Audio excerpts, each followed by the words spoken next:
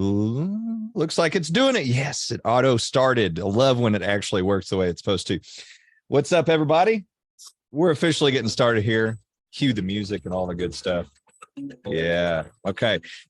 Y'all, welcome. Excited that you are joining in and going to be able to watch the live stream with Ariel, who is I put it the title. I don't know if you saw this, Ariel, but I said recession-proof wedding photographer reveals how she's having her best year ever.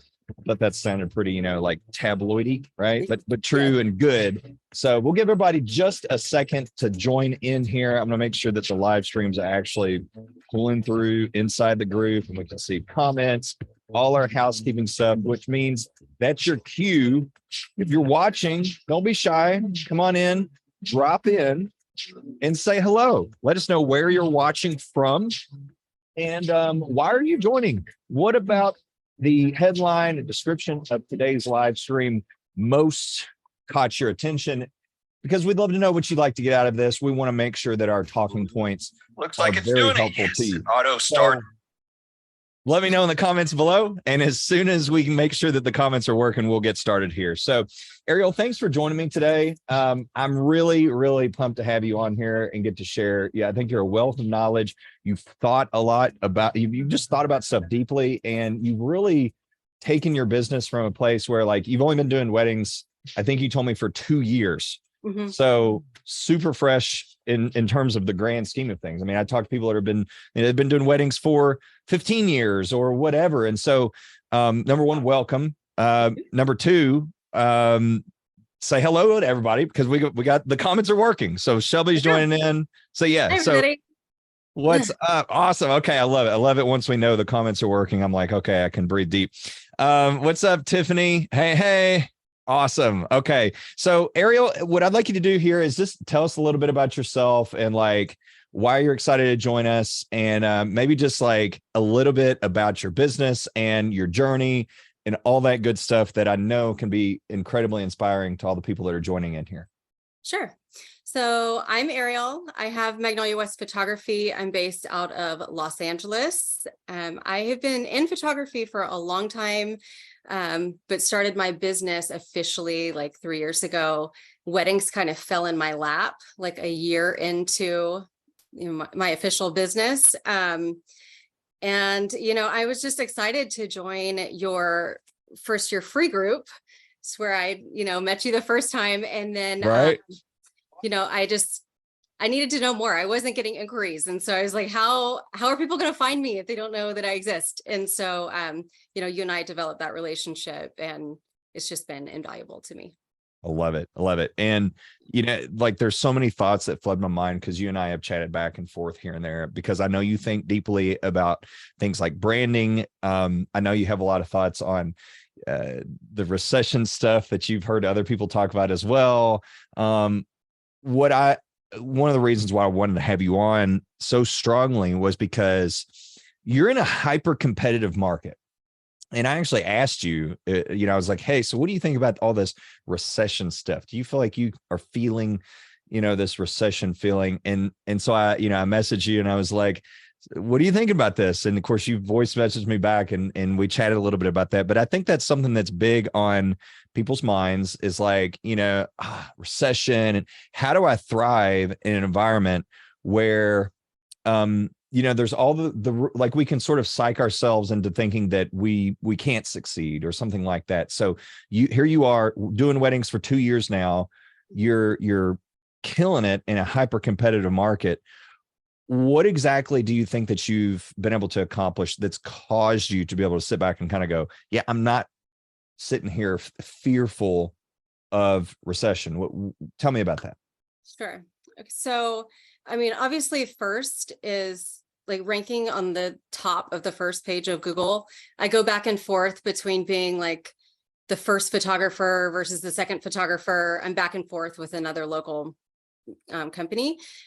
But people see my name a lot. It's a highly searched term, Los Angeles wedding photographer. So my name is out there. But for me, it wasn't necessarily enough to just get my name at the top of Google, because you can be like number one on Google, and if your work is terrible, nobody's going to hire you, so simultaneously, like while I was doing all the SEO work, I had to level up my photography skills as well, because I was on the newer side, and so your work has to be really good and people have to know that you exist. So that's kind of what I don't know, propelled my growth, I guess, is that Right. I'm constantly leveling up on the SEO side and on the photography side. Love that. And I think that is something that we either one or the other, right? Like so many people want to say like, oh, I'm going to really focus on my photography being awesome. And then we're the typical starving artist. Or we're on the opposite side of the spectrum. We focus on marketing. It's like, okay, well, you're really well known, but you're not known for being quality. And something specific with you and your perspective that I liked was you're like, you knew which price point you wanted to be at. And, I know you and I haven't talked about this in a little bit, but I know that when you first started, I think when we first talked, you were kind of like trying to charge that $3,000, $3,500 price point. Is that correct? My memory serving me correct? Yeah, that was the goal when I started. And you were like, no, aim higher. Like, Oh yeah. Yeah. So you went from just talk about that journey. What was the journey like of going, okay, I'm going to rank on Google. I'm going to up my game when it comes to the quality and my style and branding. We'll talk about branding stuff more here in a little bit, but what was it like in terms of the journey of sort of like starting to charge way more per customer? oh gosh. So I think my first wedding, I charged like 1,500 for 5 hours, which I was told was good. And then I think I had shot maybe one or two more weddings in the low 2,000 range. And then when I met you, the dream was like, oh, if I could just get to like 3,800, I'll be golden. And you were like, no, shoot higher. And so I was like, okay, fine. And so I started to do SEO work and leveling up on all fronts. And, as the quality of my work improved and the inquiries started coming in, like just flooding in actually, because I was on Google. Yeah. I was like, wow, I'm getting a lot of inquiries. And I actually was having brides telling me, wow, you're so cheap. And I was like, awesome. That's not a good thing. And then some things happened, like, during the pandemic, California was nuts and it was still shut down. And we actually thought that we were going to move back to my hometown on the East Coast. And so I was like, well, if I'm going to fly back and forth, I need to make it worth my time. And so I like tripled my prices. And I was like, well, if anybody is crazy enough to book me at this price, then I'll just fly back to LA and shoot their wedding. Yeah. And lo and behold, people booked me and like didn't even bat an eye. And so like, that's kind of like how I raised my prices so quickly. So I went like literally overnight from charging 2,800 to charging like $6,000, just because I was kind of thrust into it, and then some advice that I received from a mentor, well-respected photographer in the industry, is every time someone books your highest package, raise your prices. And so I've continued to do that. And so I'm doing very well. I love that. I love that. Okay. So, and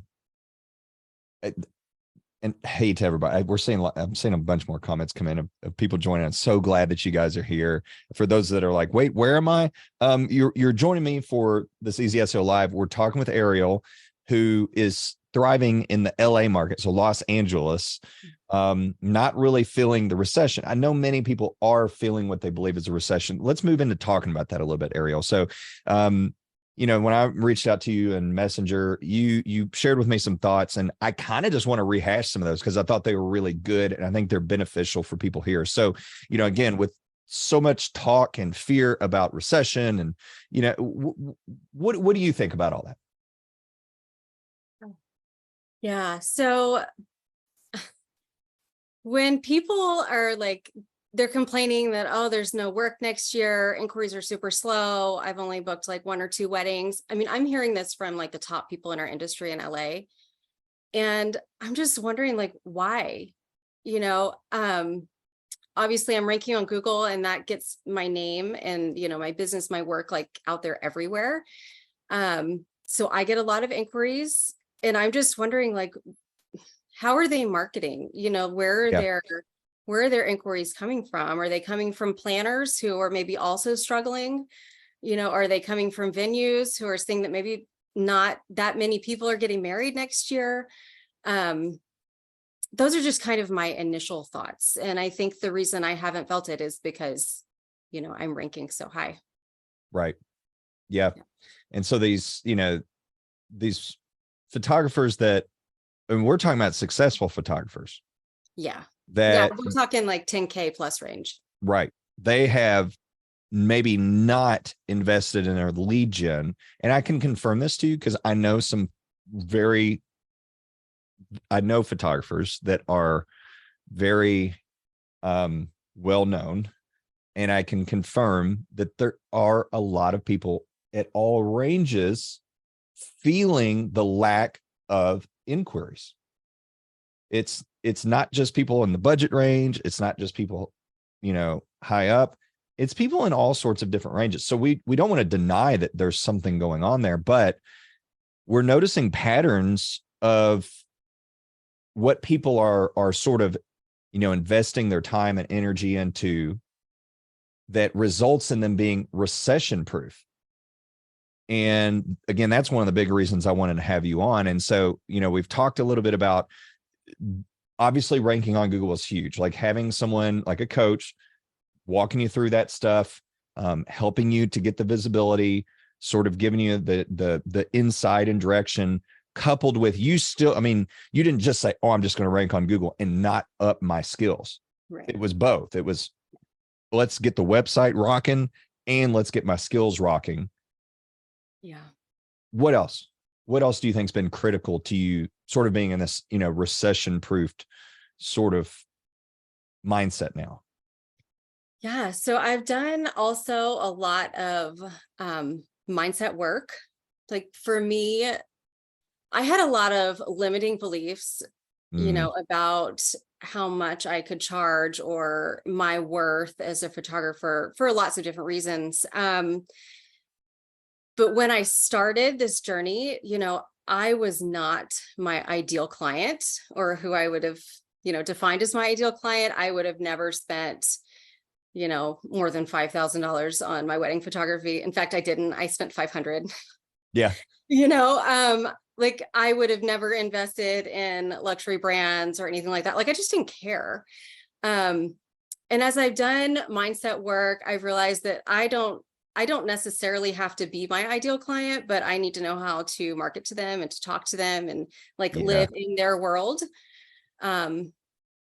So I've done that. I've listened to a few podcasts that are really great about that. You know, some 7-figure photographers, business owners, entrepreneurs, that talk, you know, specifically about mindset and money mindset and your relationship with money.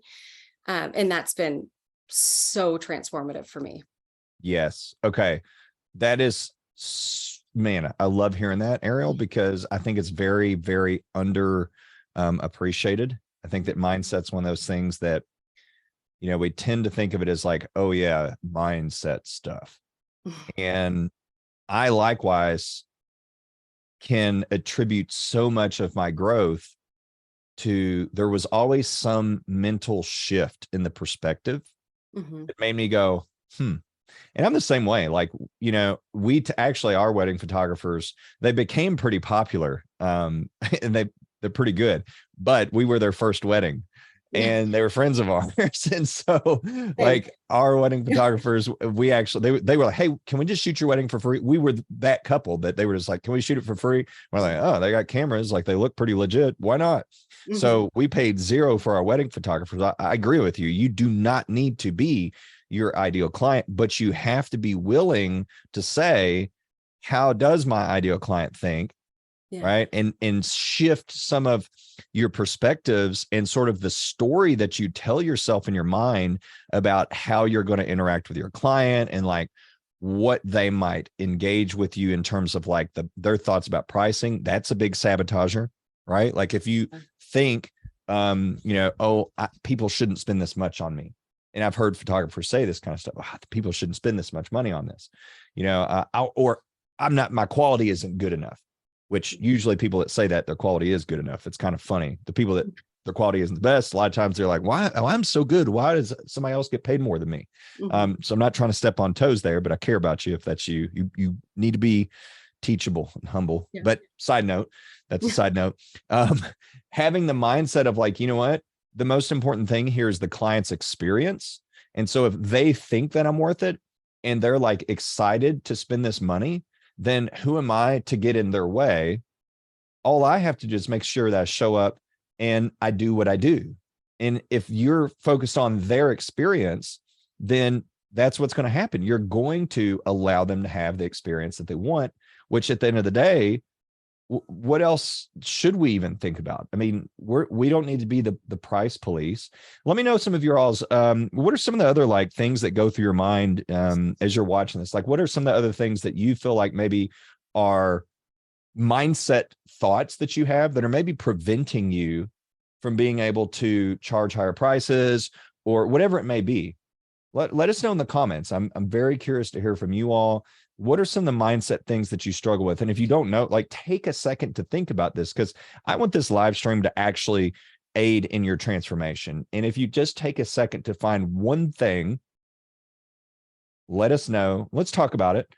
Then that's one more step closer you have. And that might be a door that opens up a whole flood of new opportunity for you. There's a saying, it's called the 1% philosophy, where if you just aim to get 1% better per day, the amount that you can accomplish over, you know, a 6-month period or a year or 5 or even 10-year period is absolutely radical. And I'm a big believer in that. So now here we are talking about mindset stuff since Ariel brought it up. But seriously, you guys, let me know in the comments. Just give me one thing, whether it's in your pricing or just your own work. We'd like to hear from that.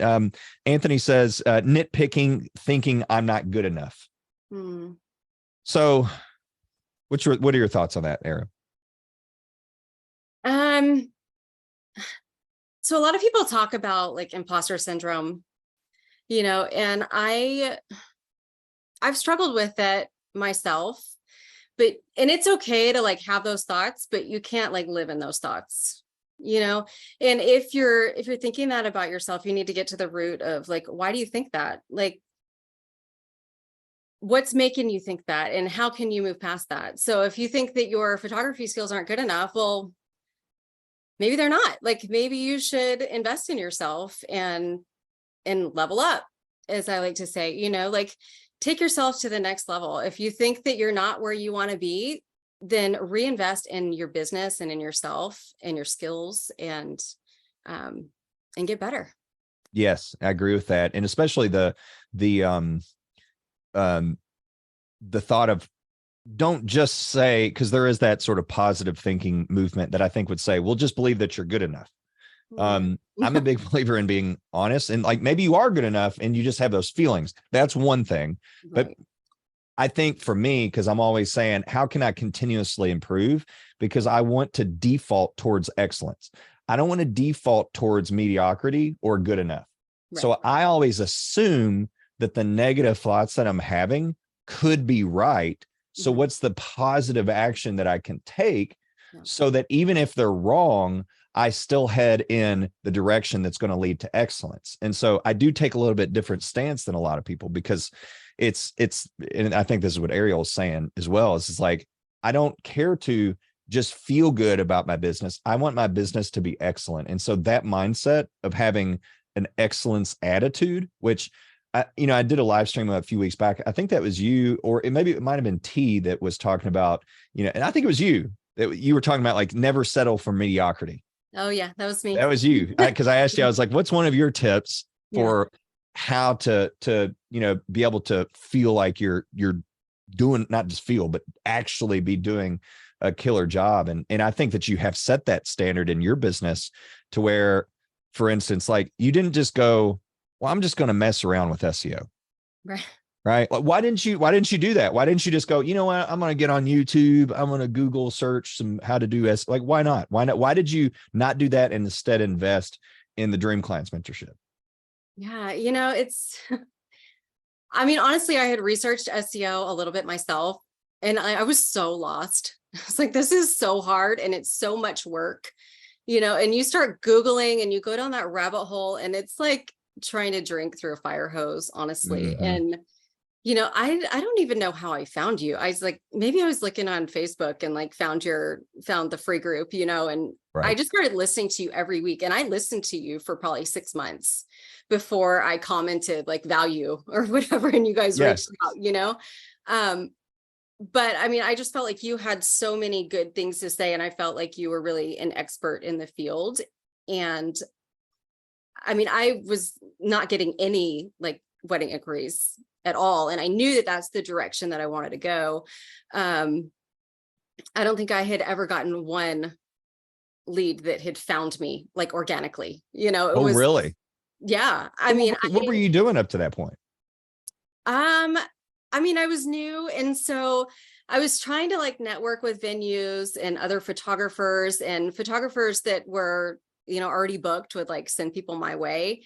But I had only done like maybe 4 weddings ever, when I started with you. So I didn't even feel like I had the content to be able to build an amazing like luxury website. Um, so yeah, I wasn't doing anything. Um, Do you know how awesome that sounds? Like just and it's I love it because I feel like encouraging to others because there's probably, some people here, you've got a full-time business, like you've already got enough work, but there's some people watching that are, maybe you're like, yeah, I just don't have any inquiries, like, or you're just starting, or maybe you've been doing it for a little bit, but you're trying to make it your full-time thing. Like that's the cool thing is like, if you find the right coach and mentor and again, like you choose excellence, mhm. it doesn't really matter where you're at. And I feel this deeply because when I first started my business, we got a mentor in like I think we were about like 6 months in, actually less than 6 months in, I believe. Well, it's about 6 months. And that mentor, he was a photographer. He was not really a mentor, but we reached out to him. And he said, well, it's sure. So he told me to keep my day job. Like he kind of looked at our business, like our website, and was like, yeah, keep your day job. And he wasn't trying to be mean. It's just that he couldn't see past where I was at. Yeah. Right. And so like I think the big thing about a mentor is they should be able to look at you and go, hey, I'm not really worried about where you're at. It's, do you have the right mindset and drive, which if you have the right mindset, you will have the right drive. I'm a firm believer in. Do you have the right mindset that leads to the correct drive, that leads you to say, I'm willing to do what it takes? And that's what you did. And now like, and I want to screen share this real quick because I pulled up, I don't 100% believe in Uber suggests accuracy. So this may or may not be 100% correct, but this is your website. Okay, so everybody is watching. We're looking at the traffic for Ariel's website.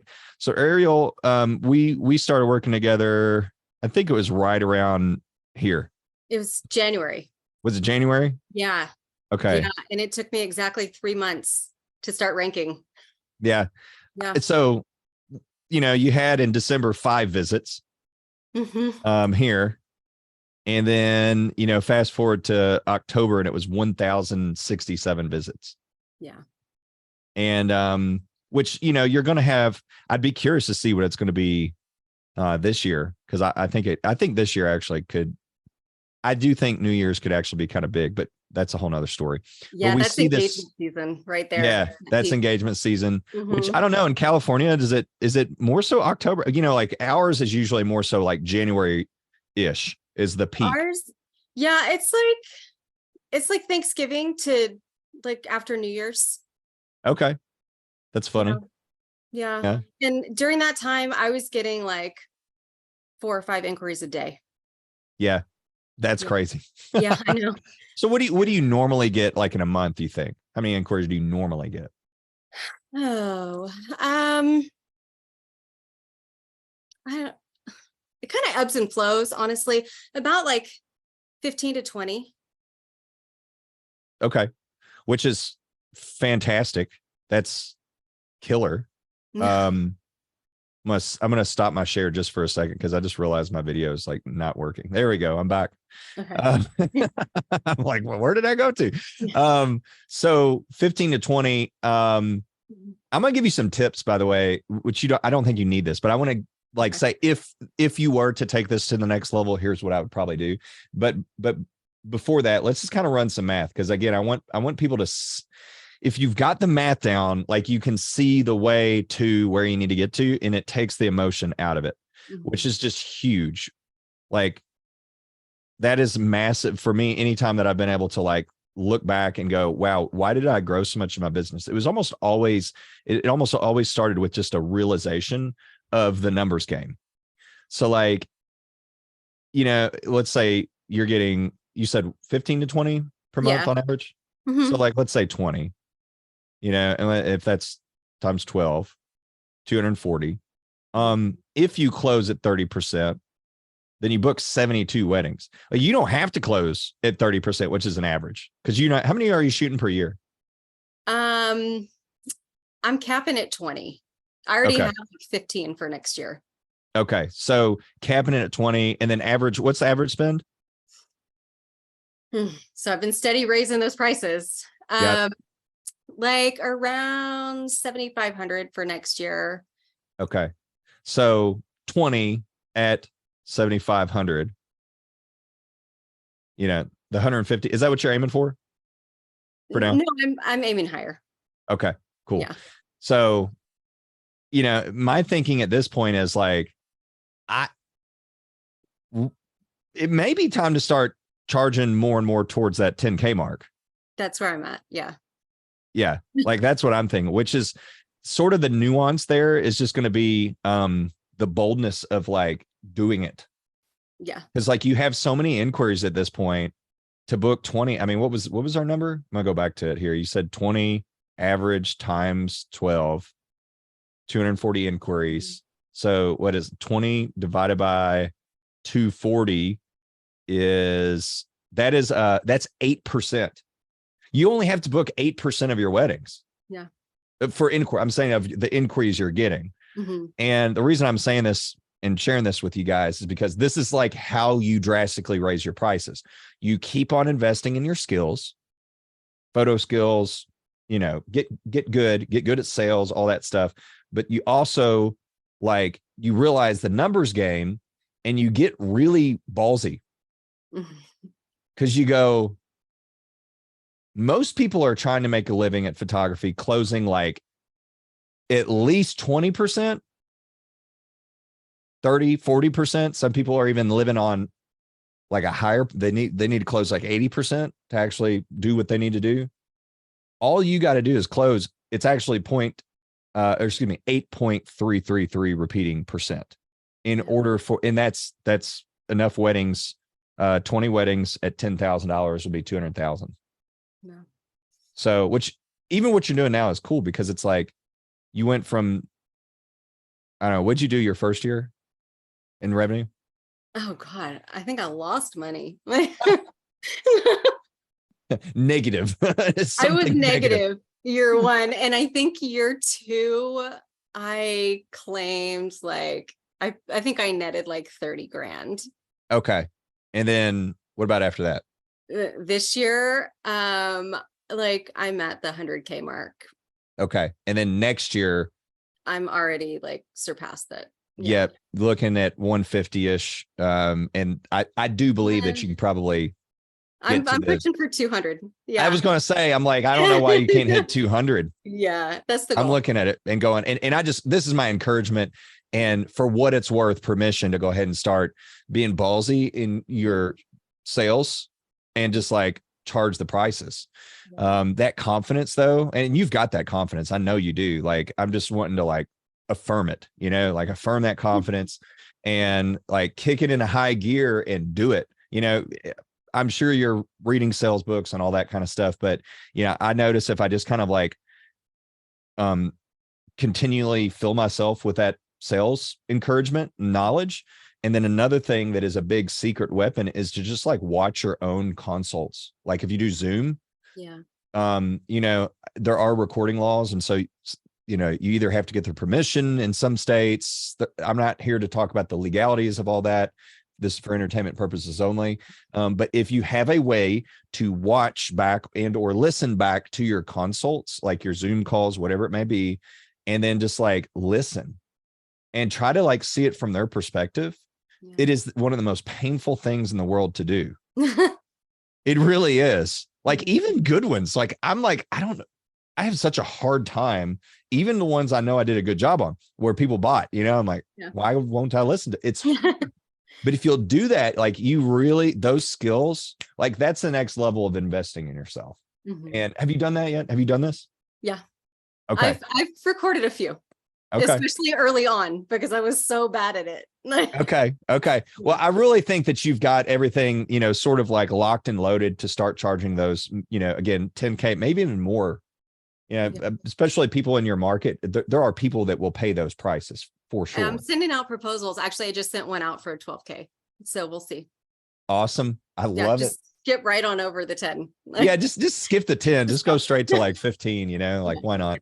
But this is awesome because again, for some people drop in and out. Ariel, when Ariel first came into the EasySEO world and we met, you were charging what? What was the highest price you had booked? Like low 2000s. Yeah. Now you've sent out a 12K proposal, and SEO plays a part, right? But you've invested in your work, you've put in the hours, you've done the stuff, and it's made you, I mean, at least my perception is bold and confident, and you're not sitting around wondering where your next inquiry is coming from, and you're choosy. Exactly. You're so that's sorry. No, good. Okay. I think that's one of the greatest things that, ranking super high on Google has given me is the confidence to know that, I can throw out a super high number. And if people are like, oh, sorry, you're out of our budget, or, we love your work, but, for whatever reason, we can't work with you, there's going to be another inquiry tomorrow. There's always more coming. Yep. So, I mean, unless I fall off the face of the earth and Google drops me, there's always more. So I don't have to worry, like you're saying about like, well, when's the next one coming? Like, I'm not dependent on that one person saying yes. Yep. So at 8%, you can be like, okay, I got another inquiry. Yeah. Let's see what they do. Yeah. It's not that. And I was at that place at one point in my life where it was like, man, I really need this person to book. And that shows, right? Like people can feel that kind of stuff. Yeah. But when it's like, all right, I need 8%. Right. And well, I've got plenty of inquiries. It's like, you can just be bold. Right. And actually, no, I was going to go a different direction, but I did want to respond to Alberto. He said, you start second guessing that you're just not worth the price that you want to receive. And I just wanted to highlight that real quick. Cause again, I don't think it's about just feeling that you're worth the price. It's about positioning yourself because the principles of success, right? It's not about you. It's about understanding the numbers, removing the emotions from it, and just going, I just have to embody the principles of success. We've talked about these principles in no particular order. One is get leads. You got to have a lead source. If you love wedding shows, go do wedding shows. If you love Facebook ads, go do Facebook ads. If you love, we just had a post. Who's been a part of the post about ways to get wedding leads, wrong answers only? Let us know in the comments if you've been a part of that. Did you see this one, Ariel? I did. Yeah. Okay. Yeah. It's some of them I'm like, those might actually work. Like one of them was like, go get a job at a jewelry store. I'm like, I don't know. That one could work. Another one was like, go to a wedding show and airdrop your website to everybody. Okay. That's like, a good one. I'm like, I don't know. I think these could work actually. So somebody said radio. I was like, who's to say at this point? Like, who knows? Like, maybe those would work now. Yeah, George is in here. He said he was a part of it. Yeah, it's still going too. People keep on putting new ones, and it's funny how many of them are actually good. That I'm like, y'all should try those. But again, removing yourself from the equation and just saying all this is whether or not I'm a vessel of the principles of success or not. Because then you don't have to sit there and go, am I worth it? Worth it?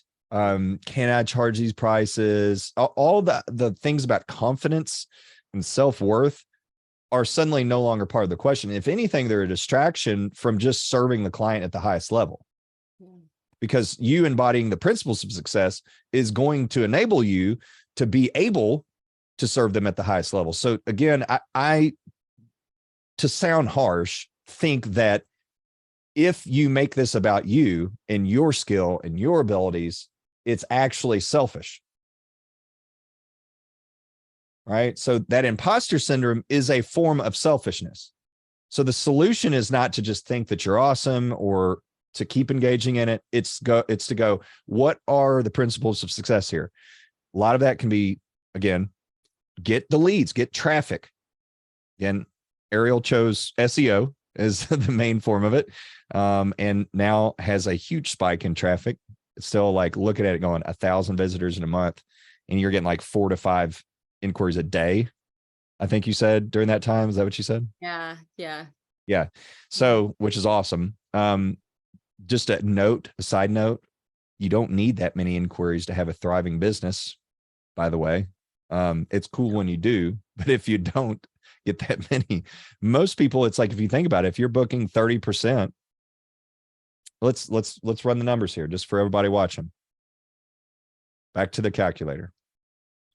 If you get, let's just say 5, just real quick, just for the fun of it, 5 times 12 months. So 5 inquiries a month. And you can close, let's say you can close 40% of those, because that's not impossible.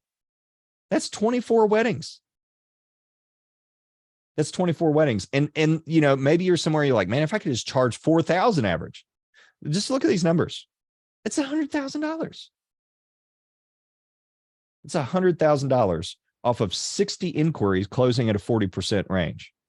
And all that is, it's just a matter of embodying the right principles. Okay. So again, I'm sharing these numbers with you, not to be like, oh, you should feel bad because you're more focused on feelings than numbers. I'm very much a big feeler in a lot of ways, but I had to shift my thinking towards those numbers in order to get outside of myself so I could serve people at a higher level. Let me know if you guys are making sense of this. Y'all go into the comments. Let me know if this is making sense. Give us some feedback. We've got a couple things coming through. Amber asks, hey, Jeff and Ariel, I'm located in Virginia. When it comes to inquiries, would you recommend having your pricing packages on your website or not? Why? And why not? How do you know what to charge appropriately? Good question. Ariel, you want to take a jab at it first, and then I'll take a jab at it too? Sure. I think I already know what your answer is, but no, do not put your packages on your website. I think that if you are getting a ton of leads and, you've already, like Jeff is saying, like it's a numbers game, right? And it's supply and demand. And so if you've already hit like your goal income for the year, or you're super close to it, and you want to get more qualified leads, then maybe put like a starting at price. Otherwise, like the more leads you have, the better, because you can always try and convert those leads into paying customers. And then as far as like, I think she also asked how to charge appropriately. That's different for every photographer. I mean, you have your cost of doing business, and you have to know like, what is your bottom line? And then what do you want to net, after you've already covered your costs? So. Yes. I think that was wonderfully said. I am, and I am going to give a lot of nuance here. So I'm choosing my words incredibly carefully. And I'm going to draw on the whiteboard here just to give you all a visual to add to the absolute clarity on what I'm saying here. Can you all see my whiteboard? Is it coming through? Yes. Well, okay. Maybe, sort of. I'll draw it and talk. We'll see how it goes. So there's kind of like two paths here, right? Like, and they diverge. And if you list your pricing, so let's say this is pricing listed. This is not listing pricing. You've got to be holistic in your approach to not listing your pricing. I like not listing your pricing. I am really, really big on not listing your pricing, but you can't just not list your pricing. What you have to have is you have to also have a website that employs the destiny buying formula, which means you've got to have a website that helps that person to see their own identity more clearly, and then causes them to want to see your identity more clearly, who you are and your persona, and then gives connection inside their mind. They feel connected to you when that formula has tapped into their psyche. At that point, the lack of pricing will actually drive them closer to you. It will magnetize them to you. However, if you do not have the destiny buying formula and it's just your website and some pictures and there's no connection, you really have to have pricing, because the pricing in their mind is still such a big buying motivation, because they're not outside of their amygdala. They're still locked inside of that fear center of their mind where it's fight or flight, and they will only feel safe if you give that revelation of price. But whenever we employ the destiny buying formula, what happens is people feel safe and connected. And so again, the lack of price is now no big deal. And this is what luxury brands do in order to magnetize. And I'm saying true luxury brands. So we're talking like Chanel, right? Rolex, companies like that. Chanel has done this big time, in my opinion. Like you don't look for a cheap price tag on a Chanel. You know it's not going to be cheap. And that's why people buy it. Like people literally buy it because that is one of the big motivations, because the price actually becomes in a sense, a sacrifice towards more deeply experiencing their own identity. So people get a sort of a blood rush, an adrenaline rush out of the high prices, versus this, they're seeking for safety in the behavior of price avoidance. So they do require seeing the price. So again, if you don't have the destiny buying formula, you really got to go this way. And I see people try to just remove the pricing from their website, and all of a sudden it's like, where are the inquiries? I'm not getting any inquiries. And usually they don't have a lot of traffic, but sometimes they can have some traffic and they're still not getting inquiries. But it goes back to what Ariel said about, like, you don't have to be your ideal client, but you have to be willing to get inside of their head, because you have to create that connection through that destiny buying formula, which all that is it's a sequence of preconditions that they have to be met in order for someone to feel connected and therefore safe, so that they trust you, which then triggers the brain's efficiency system, which gives them the feeling of it being destiny to work with you. Every word I've chosen here is very, very, very carefully chosen. And this is something I've spent many hours thinking about. So re-listen to this 15 times. This is something that I've spent 10 years of blood, sweat, and tears researching and paying lots of money to learn and understand. And so please don't treat it as pearls before swine here. Super important. But that's my long, much longer and less elegant than Ariel's response to pricing. That I'm not for not having pricing, but there's some nuance to it. The encouragement there being, you got to get connected to your people. Now, the way that we've done that is we've looked at tons of websites and aggregated the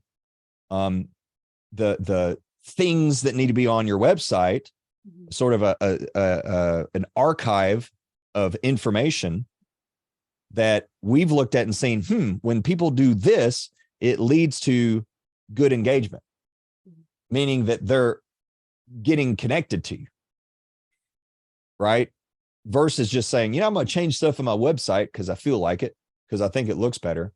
By the way, that's what most website designers are doing. They're going, hey, I better make Ariel happy with this website design. They're not designing it for connection and conversion. Even a lot of branding and copywriting professionals, they're still doing it more so to impress their customer, which is you, more so than they are actually getting connected and creating predictable, measurable connection on your website with your ideal customers. So, man, that was a super long answer. But that was my answer. So hopefully that helps, Amber. Let's see. Bianca asked, my small town in Keene, New Hampshire, a lot are below 3K budget because they won't afford 5K and up, or they will think about it and come back to me. It's challenging. Currently, I've done about 10 weddings so far. Oh, okay. So like, Ariel, can I take this one real quick? I know I'm talking so much, but real quick, this is one I love. If you have more to add on, I'll let you add on. But real quick, I'm gonna be the annoying, super chatty guy here. I love this one because yes, lots of people will want to charge under some price point, but here's what you have to understand. Let's say you have 1,500 people searching for a wedding photographer in New Hampshire every single month. And it's not just for that keyword. It could be various keywords related. That's 18,000 searches per year. Now, if you need, let's do the math, 18,000. If you need, let's say you're trying to book 30 weddings, 30 divided by 18,000 is not 1%, but like, let's be generous. I think that's 0.2% of the total weddings going on. It's a fraction. So like here's the math. This may not exactly, this comes right out to it, I'm going to be impressed with myself, but let's just run some math. You rank, let's say on the first page of Google, let's say you can get 5% of the clicks to come to your website. That's 900. Okay. Then let's say only about, let's say 8% inquire. So 92% don't even inquire. Okay. That's 72 inquiries. Then let's say you book 30%, which is a ballpark run of the mill average. That's 21 weddings. Now, if you're charging, let's say you're targeting those few, let's say you're charging an average of 4,500. Oops, I clicked the wrong button. There we go. That's again about $100,000. Okay. But again, 22 weddings. Was it 22? Is that what I said, Ariel? I don't know. I don't remember. I think it was 22. Yeah. So again, 22 weddings, too many numbers, divided by 18,000. We are literally talking about a fraction of a percent. So this is why I think there's way less competition if you charge higher prices.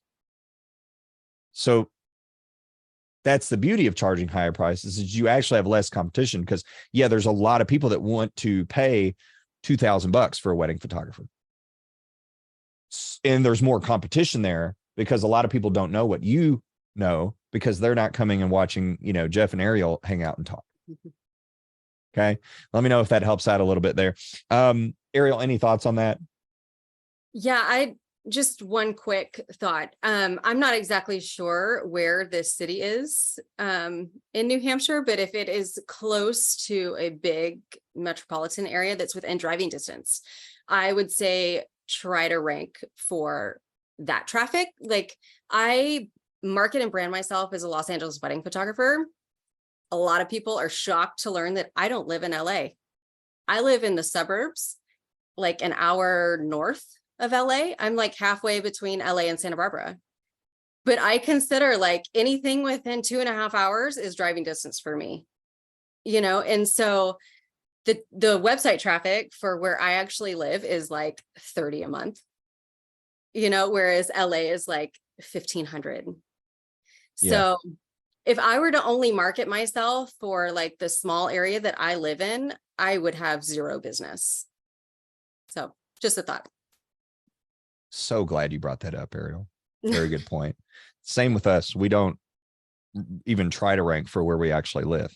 We target the bigger metropolitan areas. And that's also just part of the secret sauce. And people wonder that. It's a pretty common question. So yeah, Amber, I think that was you, Amber, right? That is, no, it was Bianca. Bianca. Yeah. Metropolitan city. But here's the thing. I see a lot of SEO people teaching that you should not do that because it's too competitive. No.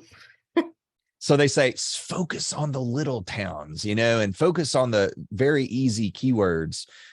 I hear people saying this, and I've even had photographers come and say, yeah, I was trying to like work with this company, but they told me that I couldn't rank in this city. And I'm like, hey, let's do it. Now, if anybody should say it's not possible, it'd be Ariel. Yeah. New in the business, fairly new, right? Like you hadn't shot weddings really. I think that's fair. Yeah. That's pretty fresh. Yeah. And you're not trying to like rank for like, I don't know, some little city out in the middle of North Dakota, like, no offense if you're in North Dakota, by the way, just saying, I don't think it's as competitive as LA. You're in LA where it should be it is hyper competitive. And it took you, was it 3 months to rank? It was exactly 90 days. Okay. I love it. Because I remember I kept bugging you. I was like, Jeff, nothing's moving. Nothing is happening. You're like, just be patient. I'm like, yeah. Well, yeah, I remember yours was like, if I remember correctly, you were like way back page, probably 9 or something like that for almost 3 months. Yeah. And or you're like what's even ranking? I wasn't even in the top 100. Yeah. Like, and you're like, you're starting to get that impatient feeling of, and I'm like, just wait. Cause I see this all the time. Right. So I'm like, it's okay. And I want to encourage listeners, because that's another thing about Ariel's situation that I think a lot of people get discouraged by is they start working on their SEO and they're like, well, I'm not seeing anything. Yeah. It can literally be like, y'all ever heard that bamboo analogy where like the bamboo grows underground for like 20 years and then overnight it sprouts up like 15 feet or something.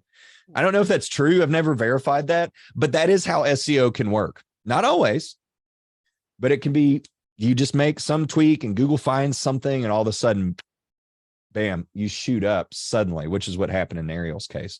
But yeah. Okay. Let me make sure we don't have anything else coming through in the comments here.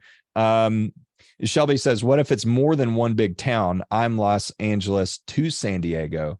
So I think you're saying I believe your question is, what if you're trying to rank from multiple locations? I think that's what you're asking. Just clarify for us, if you would, Shelby. Bianca says, love that. Thank you both. You're welcome, Bianca. You're very welcome.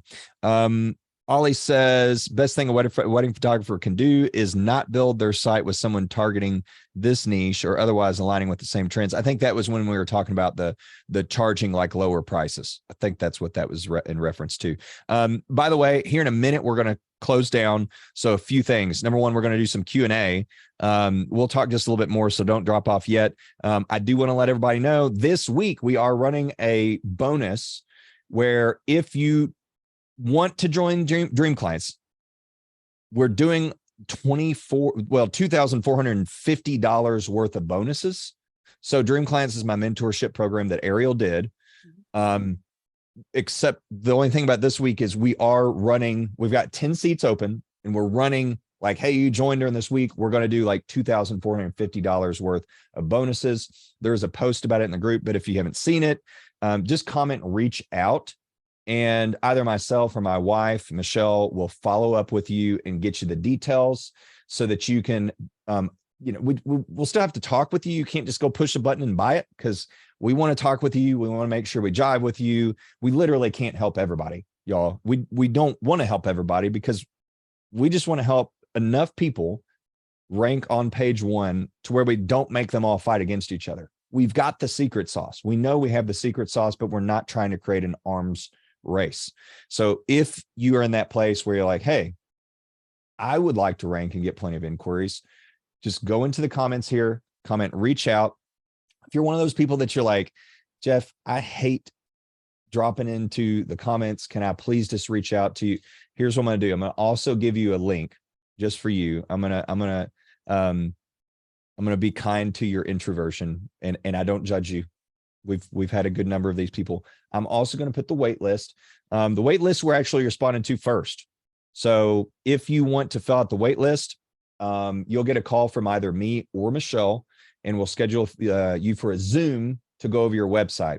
So let me get the comments pulled up. I'm going to drop that in there, and then Ariel and I are going to talk about a few other things.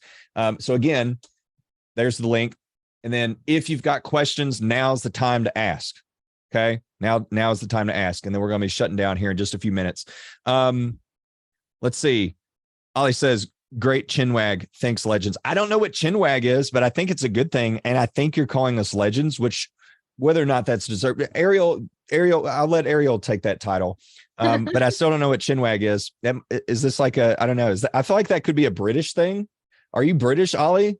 My British people come in and say stuff. I'm like, I don't know what that means, but it sounds great. Gilberto says, I've been getting a lot of wedding clients through Thumbtack. The big problem is that clients pay very poorly when they contact me through this app. Yes, that is consistent. And I think it'll be really hard to try to get those people to spend more. Thumbtack is very much known for that. I will tell you, like, if you're kind of booking in that like 2,000 to 3,000 range, this is a freebie. I teach people about that, not on purpose. We actually had people start booking through Zola. Zola is, I think, a lot better of an option than Thumbtack. And I do think that you can book a few $2,000 to $3,000 clients through there. And so that's about the only app that's sort of like that I think's worth it. So just saying, that's kind of a freebie for you. Australia, Ollie's from Australia. I knew it. I was like, there's no way. Give us the definition of chinwag, please. By the way, we're going to need that. I love it. Got Kurtz joining in now too. Kurtz is popping here at the very end. What's up, lady? Laity. Lady. That's a cool name. I've not heard that one before. All right. So Christy, welcome. Christy's joining in too. Here's a question from Henry. I am new in the Kansas City area and I live in the suburbs. How can I make myself visible in this market? Ariel, I feel like you've already answered that pretty well personally. Yeah, it's like the same as like what I do. I live in the suburbs, but I market for LA. And so all of my keywords are all geared towards Los Angeles. 100%. That's it. That's the secret. You don't, it's a big myth that you have to live in a city to rank in that city. I just talked to someone today. They're like, yeah, I'm moving, I'm moving from this city way over here to this city in this other state. Can you help me rank on Google? Do I need to move first? I said, no, you don't have to move. We have people that they're not even trying to move that just want to rank for a different city, even in a different state. So it's 100% possible that if you're in the suburb, typically there's not a lot of traffic there. So you do want to rank for more of your metropolitan areas. Christy says, aloha from Hawaii. Henry says, thank you. Awesome. Awesome. I will tell you, sorry, just kind of in that same vein. I've been working on my website a lot and trying to rank for different areas and stuff. And I've decided that in 2024, since I'm from the East Coast, I want to work in my hometown. And so I launched a new page on my site last night and it was literally ranking when I woke up this morning. So wait, that took how long? 6 hours. It took 6 hours for you to hit the first page of Google. Well, not the first page. I'm working on that, but I'm on the second page now. Second page. Okay. 6 hours to hit the second page of Google. Yeah. Okay. So see, if I said that, people would probably say Jeff is a scammer. No, he's a scammer because that's not possible. Right. It is possible. And we've seen some, we had somebody in Seattle, they made a boudoir page that ranked, I think it hit the first page of Google in 4 days, if I remember correctly. Yeah. Took 4 days. Yeah. So yeah, it doesn't have to be, there's lots of myth, guys. You don't have to do constant blogging. Oh, that's what I wanted to ask you, Ariel. Are you constantly blogging all the time? No, no. No, but don't you have to do that? Don't you have to blog until your fingers faint? Oh my gosh. On Google? I'm so thankful that I don't ever have to write another blog post if I don't want to. Right. You can if you want. I can, right? And I do because I'm a writer and I like to put stuff out there. And, I'm kind of transitioning my business also, like just gearing it up for the future towards like mentorships and going more towards education. And so just creating like the sense that I'm an authority in the market, and then trying to be a trendsetter in LA as well. I create content, but I don't have to. Right. That's a good feeling though. Yes. Because when it's in that need place, it's like, I Yeah. got to keep and it sucks all the life out of it. It's the same thing as not getting enough inquiries. Yeah. Yeah. So it's like, now you're free to write, but Sure. that's a big one that we have people coming in all the time that are like, well, everything I've seen so far tells me I have to blog until my fingers faint, blog, blog, blog, blog. And then the same people are usually always selling their blogging services, which I always thought was interesting. It's like, that would be how I would sell those services if I didn't, really care or I was ignorant, I guess. Henry says, can you guys share your sites to give some ideas how to market ourselves? Thanks so much. Hey, look, inspiration's great. I know Ariel's on there. It's Magnolia. It's Magnolia West Photography, right? Yeah. .com. MagnoliaWestPhotography.com. I can put it in the comments. Okay, cool. And then mine's just JeffandMichellePhoto.com. I would encourage you though, a big thing that I try to tell people, because the best thing that you can do, and it's fine to go look at other photographers and get inspiration. The best thing that you can do though, is make sure that you realize that how people interact with your site and your brand and all that stuff can be very different for you. This is why I encourage people to get on Google Analytics. This is why I encourage you to watch how people interact with your site and to learn those tools, because how people interact with Ariel and her brand and her website and how Google perceives it can be very different than someone that is in some other state, or even someone else that's in the same state and same city. So again, I think it's great to derive, inspiration. But I would encourage you onto the next level of beginning to look at your Google Analytics and interpreting that data. Last thing, Ariel, because I said we were going to talk about this. The YSL, Ariel had asked me, what was the question? Oh my gosh, your brand extraction method. I even went back and listened to you did this once in this group, in the free SEO group. Yep. And I was like looking all through, I'm like, my brands aren't in here. Like, I need to know. Like Manolo Blahnik, Jimmy Choo, yep. YSL, like, tell me. Okay. those are my brands for my people. Okay. And I'm gonna go find the post. I'm gonna pull it up because there's a funny story behind the post. So that post, I shared a picture. It's a Chanel handbag, right? And on here I said, I can't believe I'm about to give this away for free. Michelle saw this and she's like, that's such clickbait. And I was like, what are you talking about? She's like, what you said. I was like, what did I say?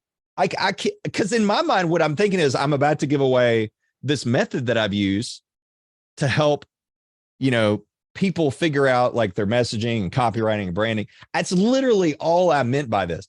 I literally didn't realize it's clickbait. It was clickbait, but it was so 100% clickbait. And you see the thing and it go, I can't believe I'm about to get, so it's implied that I'm giving away a Chanel handbag, but I'm telling you, I did not even think about that at all. It didn't even register. So Michelle said that, I was like, yeah, it's just natural for me. I'm just naturally so and this is a great resource, a great post for people. I'll tell you what, I'll get to the link and share this inside of the chat, because this would be a good resource for everybody. Let's see, I gotta stop the screen share and then we'll talk about it, right? So brand extraction method is essentially a good way to be able to think more deeply about the messaging and the branding and your copywriting. By the way, that post is in there, without having to necessarily pay, thousands of dollars to, work with a branding expert or a copywriting expert, because the reality is like, why not draw from the brands that your ideal clients are already like in love with, right? Like they've spent maybe millions or however much money doing the research. So why not like glean from that research that they've done, instead of just kind of like, either you sitting there and just making stuff up out of your head. It's one step better to do like a survey, but I feel like a lot of people don't do these very well. Or again, they hire a branding expert.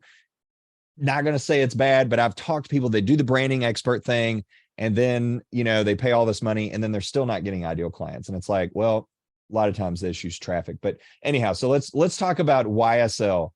It's going to screen share here, and they're kind of funny because like they're super minimalist, which I love. I love yeah. the clean lines, and it's sleek and classy, black and Yep. gold and white. Yes. And their images say a lot, okay, because they go for, well, what describe this image, Ariel. What would you say as you look at this image? I think she's edgy, but classy. I don't know. She's a little fierce. She's fierce, but it's also still very feminine. Very. Yes, which Right? YSL is great at. Yes. Yes. So they maintain that feminine look while still pulling from some of those other ideologies that, you know, it's one might say, you know, versus a more, say, ethereal and delicate brand. You know, you can have an ethereal, delicate brand that's still very feminine. And you might argue that that's been throughout most of time, that's maybe been the primary feminine look, right? One tends to think more soft, more, you know, so I think that YSL here, they've kind of pulled from that edgy, like, hey, you can still be feminine and you can be edgy and you can be fierce and have this bold sort of look.